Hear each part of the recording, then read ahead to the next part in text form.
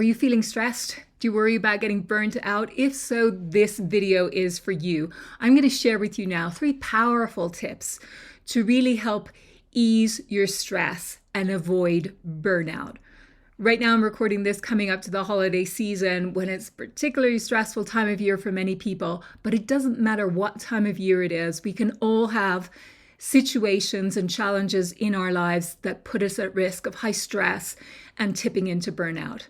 So let's jump in. Boundary tip number 1, clarity. Clarity of vision. What is it that you really want to create? And what do you want to say an enthusiastic yes to? We have to be super, super clear on that before we can be communicating to anybody. And it really is the beginning of reducing our stress, knowing what it is that we really want so that we can bring a lot of intention to what we're doing, how we're showing up, and how we're interacting with people. Clear is kind, is what Brene Brown says, and I couldn't agree more.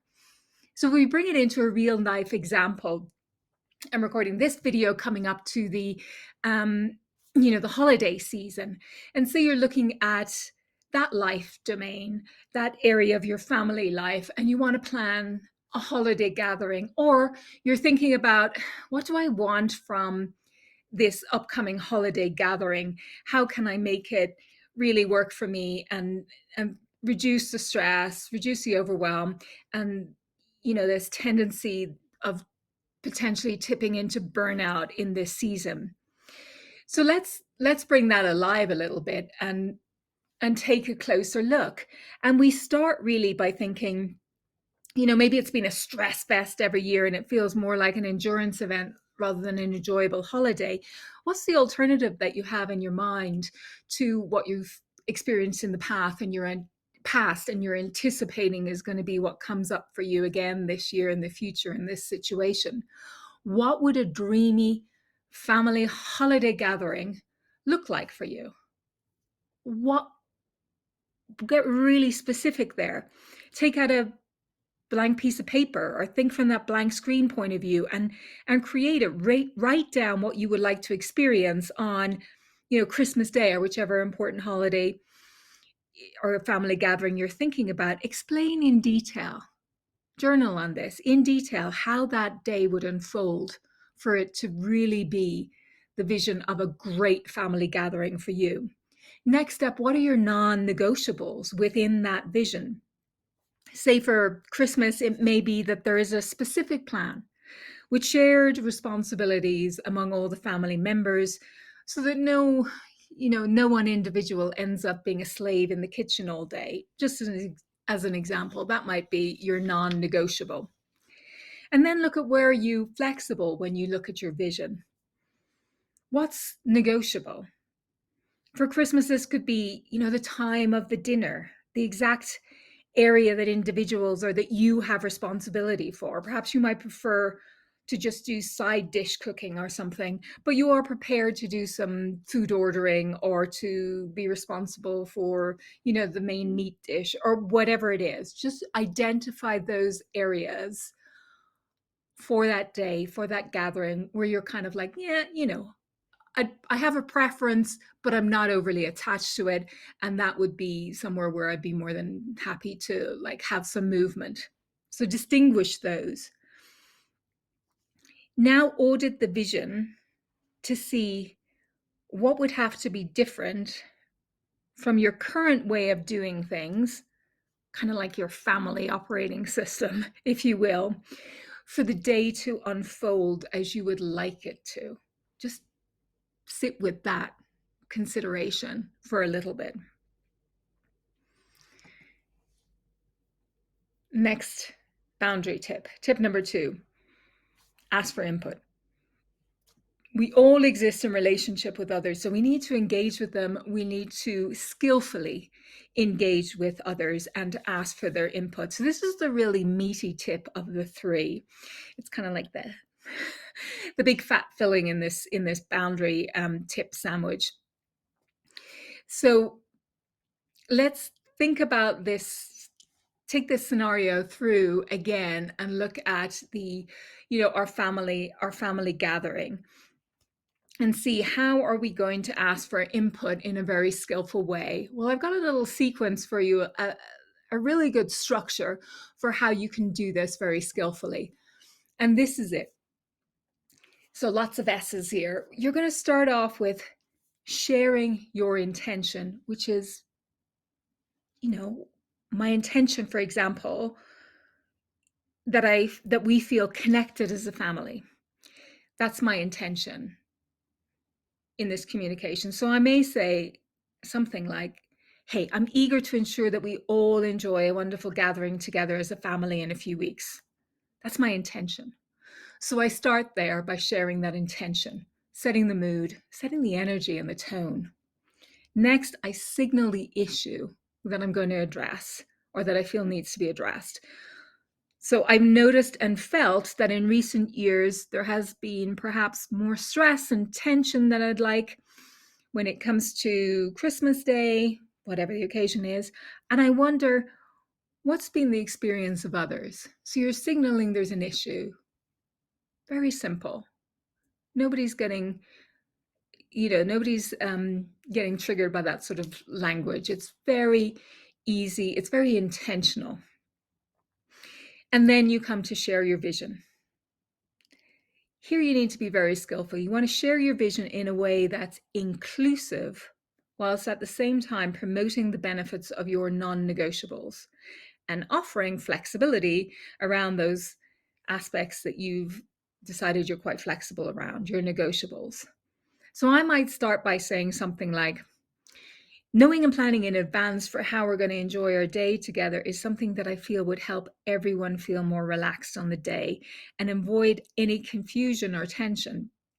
Dividing up the tasks and agreeing in advance on logistics seems like a super easy way to do this. So that's I'm putting my non-negotiable right up front there. Division of tasks, allocation of responsibility, clarity around that before we go into the day or the celebration. So share your vision, but share it in a way where you're selling your non-negotiable. Next part is solicit input. Ask for their opinions. It is a collaborative effort. These are delicate situations when we're all getting together with a group of people who may have very different visions. So we want to understand those by soliciting input. So ask for their opinions and input with the objective of creating this agreed, shared vision around, a non-negotiable, a consensus core, and emphasize in particular your curiosity and your openness around the aspects of the gathering that you've decided are negotiable for you. Last bit, super, super important. You need to pay fierce attention here. You want to seal the deal. This is where most people sort of cave and things can get kind of messy and unravel as you try to juggle all the input from different people. And obviously, each situation is going to be unique, as in each set of individuals coming together in this sort of a communication are going to be individual and bring their own baggage and issues into the space. But here's the lowdown on how you want to take this over the line. The person who manages the process in this situation, you, typically produces an outcome that works best for them, if you can be as skillful as possible in these stages. Tell everyone what the consensus is when you're sealing the deal. State it clearly and concisely. This usually has your non-negotiable at the very core of it. If it doesn't feel at this stage like it's been explicitly agreed upon, then you need to be bold and state it as agreed. There needs to be some completion to the process, and that takes you taking initiative. Normally, in any gathering, particularly in family gatherings, there's going to be potentially a few whingers on the periphery who aren't the people who offer solutions, who aren't the people who take the reins of a situation, but they like to disagree and kind of complain a little bit. You need to herd and manage these people into the shared consensus vision by simply stating the consensus as being a consensus, even if they didn't officially agree. So you need to take the firm view that you're driving this over the finish line. So you can't wait for every little tiny bit of agreement. You just state the consensus, get it over the line, and state it as agreed. Normally, nobody will come back. They might whinge, in little side conversations, but you'll have sealed the deal.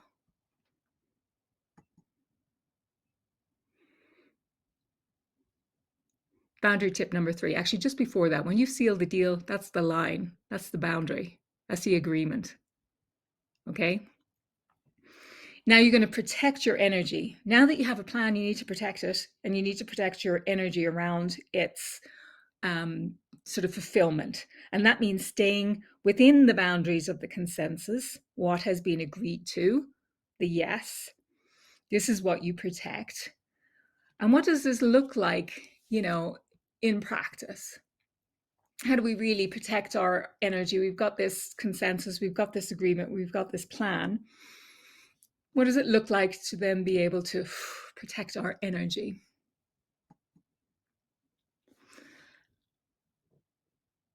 First of all, the deal has been sealed. You've stated the consensus, you've taken that final seal the deal step, so there's no more negotiation. When peripheral kind of whingers and complainers and the whatabouters start kind of going, it's over.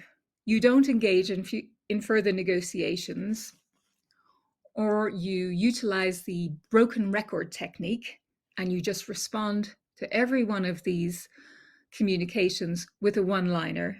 It might be something like, we've all agreed on a plan already, we're sticking with that, thanks. That closes the door. You must keep the door closed. That's protecting a boundary. End of. This is no inaction. This is boundary protection. Okay. For the overhelpers and the people pleasers, don't overstep and undermine another fully grown adult's opportunity to grow. Not offering to help somebody else when they start wobbling over what they've agreed to, it's just a leaky boundary. Treat adults like adults, even when they don't want to act like an adult themselves, when they want to act like a child. Remember this, it is respectful, not selfish behavior to refuse to overhelp somebody. It is respectful, not selfish behavior to do this. This is a boundary protection. Do not intrude on someone else's area of responsibility, no matter how willing they are to let you do it. If somebody falls down, in our example, if somebody falls down the stairs and breaks their leg and they can't go out and do the shopping for the dinner, fine. Obviously, there are examples when you do step in and help. That's not overstepping and undermining another adult's opportunity to grow. We're talking about the behavior where somebody doesn't get themselves organized and then starts looking for help. You don't help somebody when you overstep like that. You intrude. Okay, so create an energy toolkit. What's that? I want you to think back to the vision that you had for the day and how you want to feel on that day. What kinds of things can you do for yourself to create those emotions and those feelings? I mean, you're in charge of you. This is a personal boundary. And your emotional and your physical well-being. Create that personal buffer zone by creating and utilizing an energy toolkit. This can be anything. What makes you feel good at your best? What connects you into that energy that you want to experience on the day? Create that purposefully. It might be chill out music before you go to the family gathering, or something really upbeat. It might be a nice back massage the day before. It might be wearing a favorite outfit that makes you feel amazing. Optimize what's in your control rather than stealing yourself as you go to this gathering, wondering how it's all going to get screwed up. Do not underestimate the protective energy you can marshal by a few just for me acts of self-care. And then finally, show up. in this energetic state of your vision, having leveraged your energy toolkit. Show up like that. So I hope you found these tips useful. Please like if you have, drop a comment and tell me which one that you found most useful, or alternatively, what area you'd like me to cover in a next video. There are more resources available also in the description. I'll see you next time. Don't forget to subscribe.